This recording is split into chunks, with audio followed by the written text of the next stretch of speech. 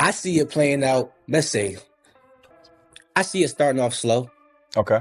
And then I see as Shakur wins the first round, as Shakur wins the second round, slowly, I think Tio is going to eventually start picking it up and start imposing his will.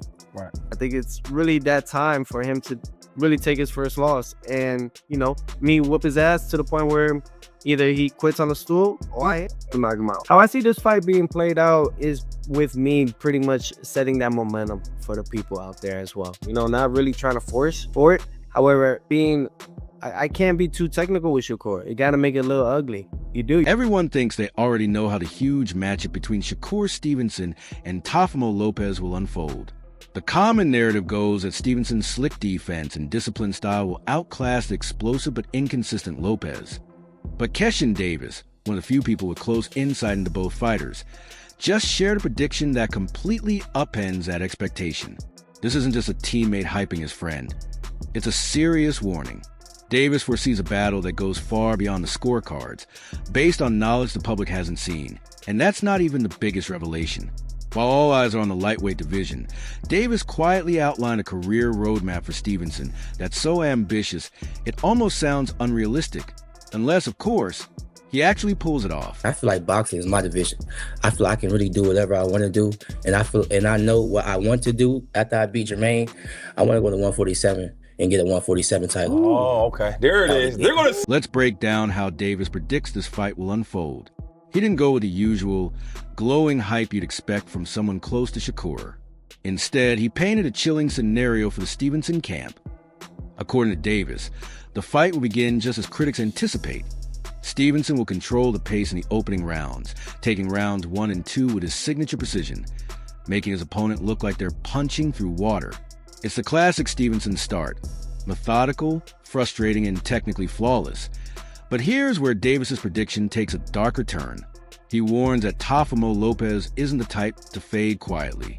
As the fight progresses, Davis believes Lopez will wake up, start pushing back, and begin imposing his own will in the ring. Winner's bracket fight. In other words, they're jumping to it, but at the end of the era, it may have been Teo and Shakur, especially if you would never fight Shakur, right? How do you see this fight playing out? I see it playing out, let's say, I see it starting off slow. Okay. And then I see as Shakur wins the first round, as Shakur wins the second round, slowly, I think Tio is going to eventually start picking it up and start imposing his will. Right. And then, it's just going to go from there.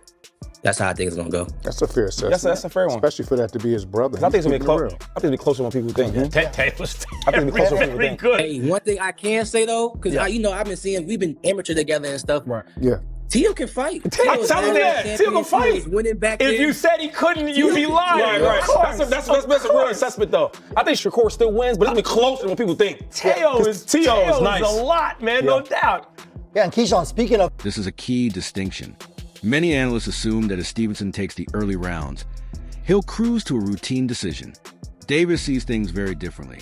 He predicts that Lopez will drag Stevenson into a gritty mid-fight battle, making the contest far closer and tougher than anyone expects. Davis is clear. Lopez can fight. It's a stark warning that Stevenson cannot underestimate Lopez's power or his ability to throw off a game plan.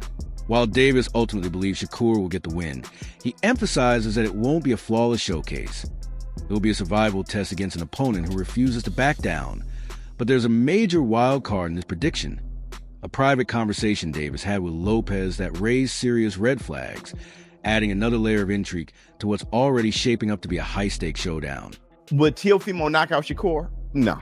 Can Teo adjust to the point where he beats Shakur? Yeah. You don't see how? Shakur hates slick and economic boxers. So does Teo. They both hate what each other are. Shakur looks great against volume punchers. De Los Santos sitting back and not being active, Shakur doesn't look good. That's when they say he's boring. The thing is, Teofimo Lopez is an excellent fighter. He beat Josh Taylor and Lomachenko. How did he beat Lomachenko? By being patient. Y'all sleeping on Teo. And it's at 140. Now, the thing what's wrong with Teo is Teo also looks good as a counter puncher when you are a volume puncher too. Another thing is Teo looks very great when he's dialed in. He fights more athletic than Shakur.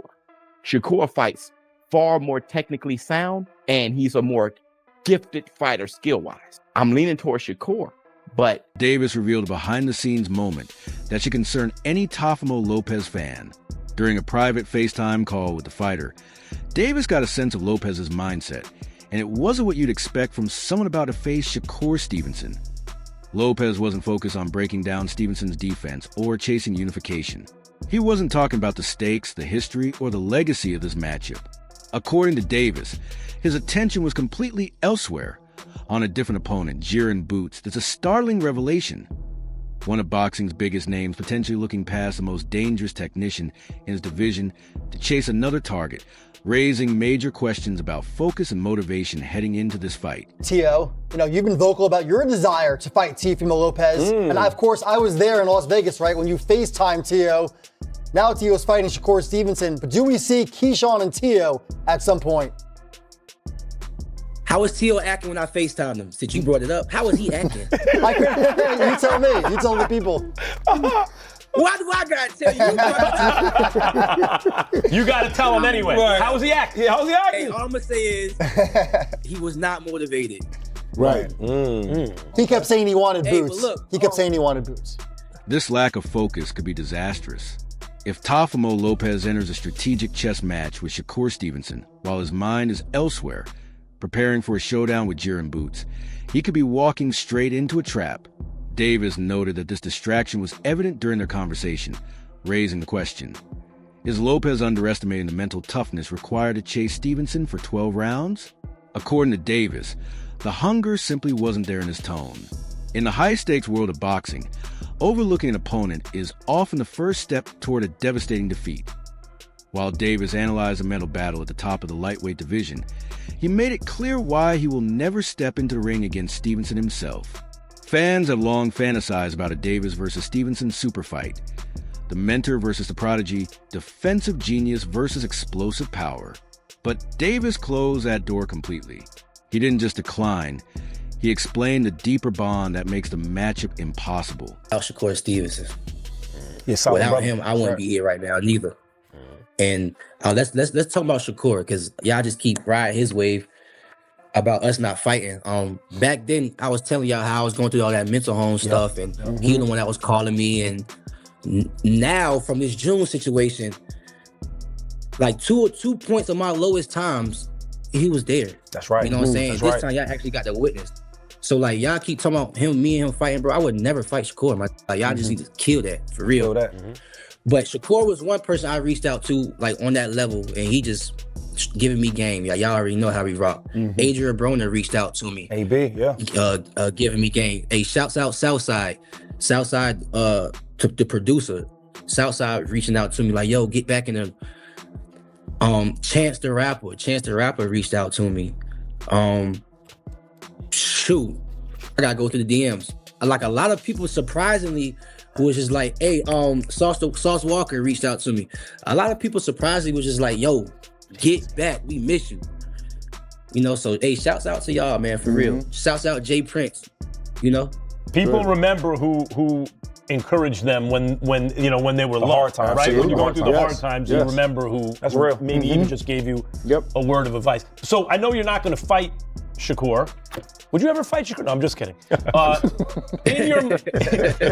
In your mind. So, at the top of the 135 and 140-pound divisions is effectively locked down by his close friend.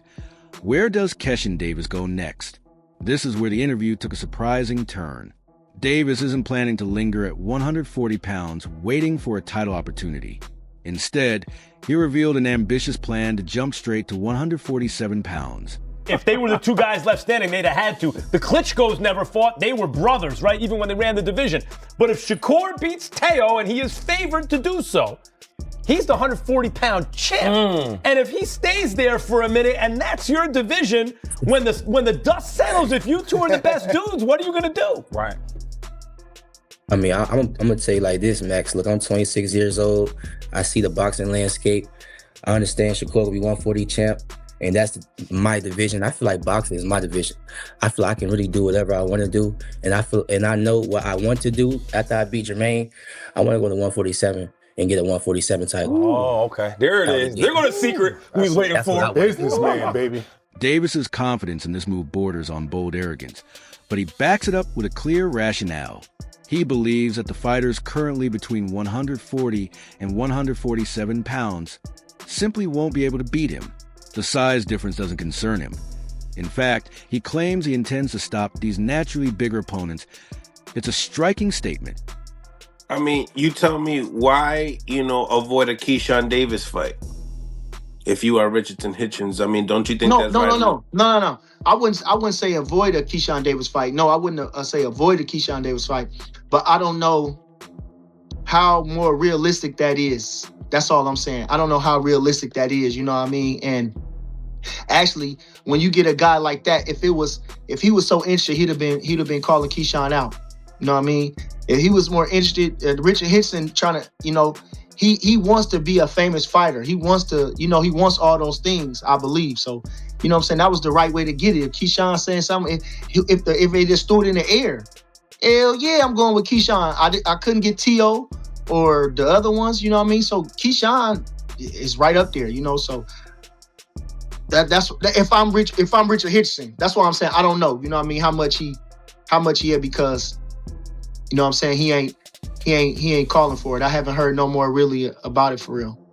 Maybe they're framing that fight to be a unification, with Keyshawn. I know Shakur said something about, that's he's going to drop the belt eventually. It'll be Keyshawn's belt. Keyshawn number one in the WBO. Maybe a unification makes more sense. Hey, listen, man, fuck all that. Let's get to the fights. The fights make sense. The fight is a good fight.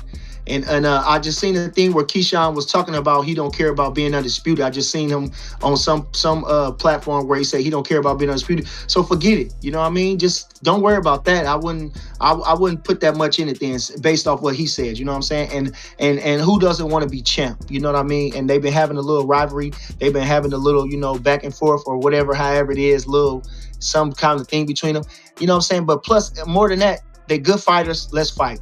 Plus, I'm fighting at a higher weight. I feel more comfortable. And at the same time, I want more respectability in the sport. So why not fight a young Richard Hitchens who can box his ass off at the same time? You know what I mean? So who's more of my size, who's more, I really don't have a size advantage again. Keyshawn doesn't really have a size advantage again. And you know what I'm saying? Still undefeated. Again, that make a big factor on your mentality. And he's a world champion now. So, it might be a tough out for the kid, which would say a lot about Richard Hitchens to take on Keyshawn Davis in a first title defense. But, you know what I'm saying? If you think you all that, then it's really not that hard. You know what I mean? Really shouldn't be out of the question. Right. The name Richardson Hitchens clearly sets Davis off during the interview. He refuses to call him by his full name, instead referring to him only as Africa, his tone dripping with contempt. This isn't just playful trash talk, it's personal. Davis accuses Hitchens of overestimating himself, acting like a star without having earned it. He told him to chill and stop disrespecting fighters who are actually putting in the work. The tension escalates over a failed negotiation that Davis insists wasn't his fault. Let's call it a tumultuous year in your career, and you're now moving up to 140 pounds to take on Jermaine Ortiz, a guy who's hard to look good against. We just saw Junto Nakatani move up and have a very hard time in his debut in the new weight class. What do you hope to accomplish against Ortiz? Really just go back in there being myself. I've been out of the ring for some time now, so I just want to go back, just want to go in there and have some fun. That's it for today's video. If you enjoyed it, make sure to leave a like, subscribe, and click the bell so you never miss an upcoming upload. And don't forget to share your opinions in the comments below. Stay tuned, and we'll see you in the next video.